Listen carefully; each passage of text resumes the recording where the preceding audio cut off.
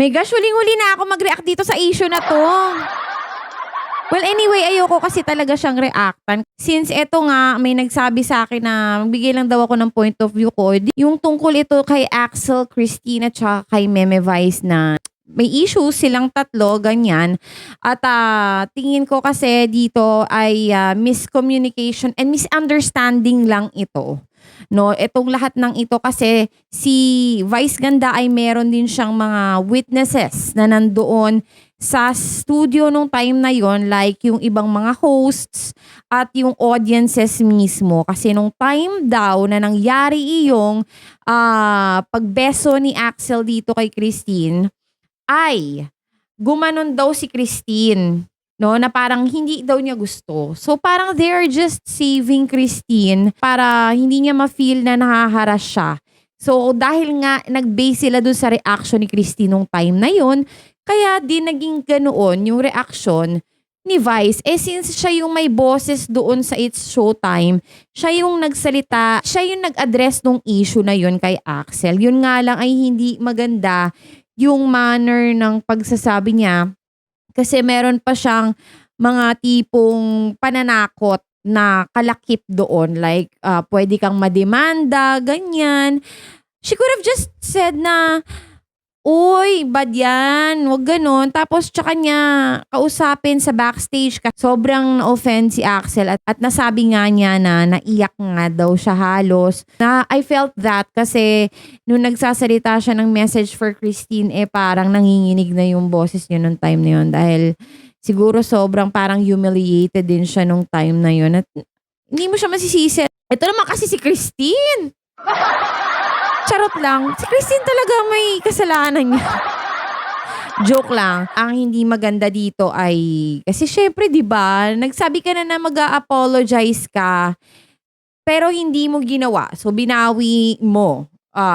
Siguro may mga talagang matimbang na reasons din ito si Vice at she's sticking to that decision na hindi na siya mag-a-apologize kasi nga galing daw mismo kay Christine na hindi naman daw siya na felt harassed nung time na nagbeso sa kanya si Axel kasi feeling naman daw niya nung time na lumapit sa kanya si Axel, ibo-bro hug lang siya na parang nauwi lang daw sa beso. So, wag na daw i-bash si Axel. Yun yung pahayag ni Christina kasi wala naman daw siya naramdaman na nabastos siya or something. So, kaya binawi din ni Meme Vice.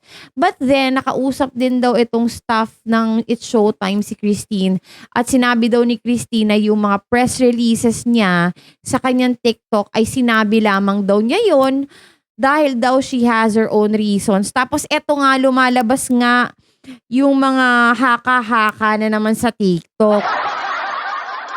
May mga gumagatong na naman na itong si Christine at saka si Axel daw ay binayaran daw ng kabilang network para daw gumawa ng isyung ganyan at masira ang Showtime.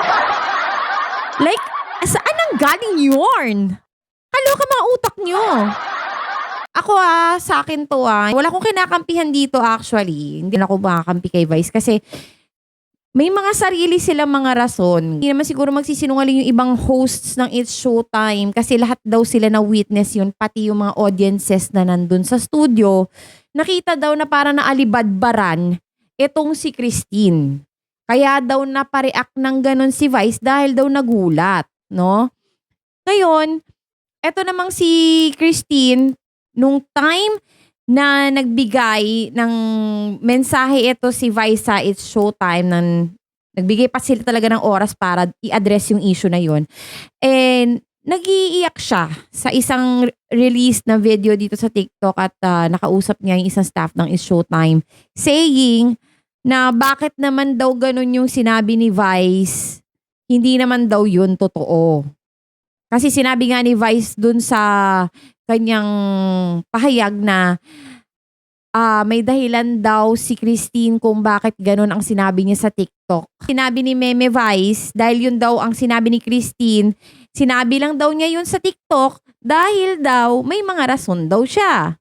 So 'di ba nakakabuwisit kung totoo man na sinabi talaga ni Christine yun, pero na-videohan si Christine nung time nakausap ng staff ng It's Showtime at naka-loudspeaker pa sila. At sabi nga ni Christine, umiiyak siya no na Bakit naman po gano'n yung sinabi ni Vice? Hindi naman po yun totoo.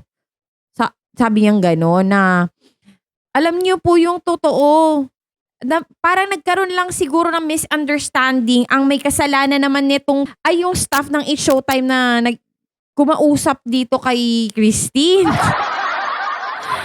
'Di ba ang gulo, miscommunication talaga. So, nagkabali-baliktad siguro yung story nung time na yon dahil nga may kumausap daw dito kay Christine prior dun sa press release, dun sa pahayag sa It's Showtime nito ni Vice Ganda.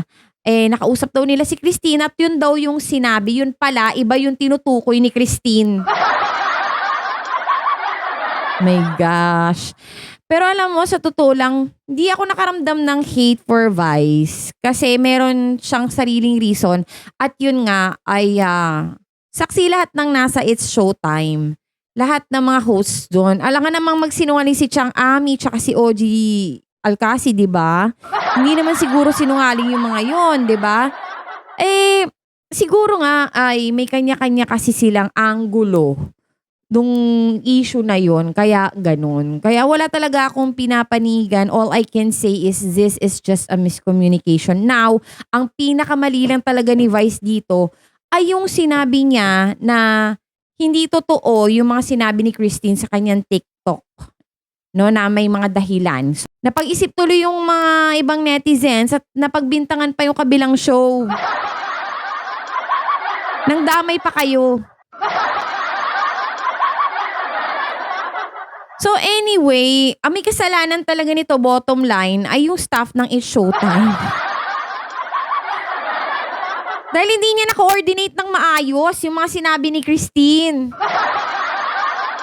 Kaloka. So thank you so much for joining me. I'll see you on my next vlog. Bye-bye!